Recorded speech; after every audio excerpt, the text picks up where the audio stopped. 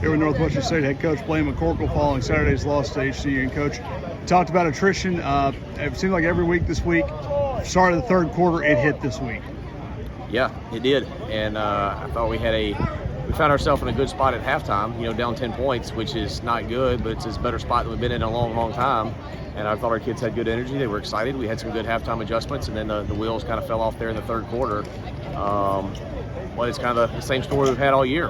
So, the last game of the year, this thing's over now, and I told the guys in there that it's hard. Saturdays have been hard for 12 straight weeks, but at the same time, I do look forward to waking up in the morning and going to work. We got a team meeting at 8:30, and we're going to start getting things right. And big picture-wise, I am proud of this football team because they were asked to do something this year that I don't think anybody's ever really had to do in the history of college football. And nobody knew what that was going to look like, and I don't think we really knew until we got in the middle of it what it would look like, and what it really entailed. So I give these kids a lot of credit. We put together a football season, and now we're going to hopefully truly put all the mess of the past 12 months behind us and move forward and start growing something special, because that's what we came here to do. And we haven't, none of our resolve about that's changed. Kind of fits and starts, and there was a good start in the second quarter, a couple of big plays. Miles Denton, of course, doing pretty much what he's done all year when he's gotten free deep. He pulls in a touchdown pass.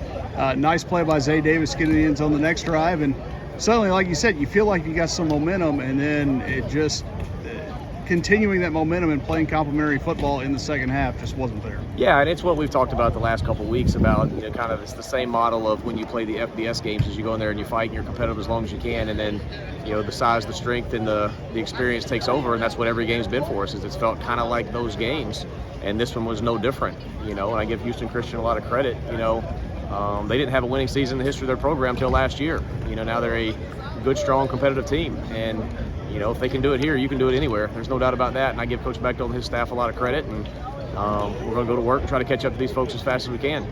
Talked about guys that have grown up all year. I thought Chancellor Owens played maybe his most productive game of his career. Even though the stats may not back it up, he had his moments in the backfield several times, creating negative plays. Yeah, you're right. Redshirt freshman Chancellor Owens had a heck of a day, and he's really had a heck of a year, and he's got so much football ahead of him.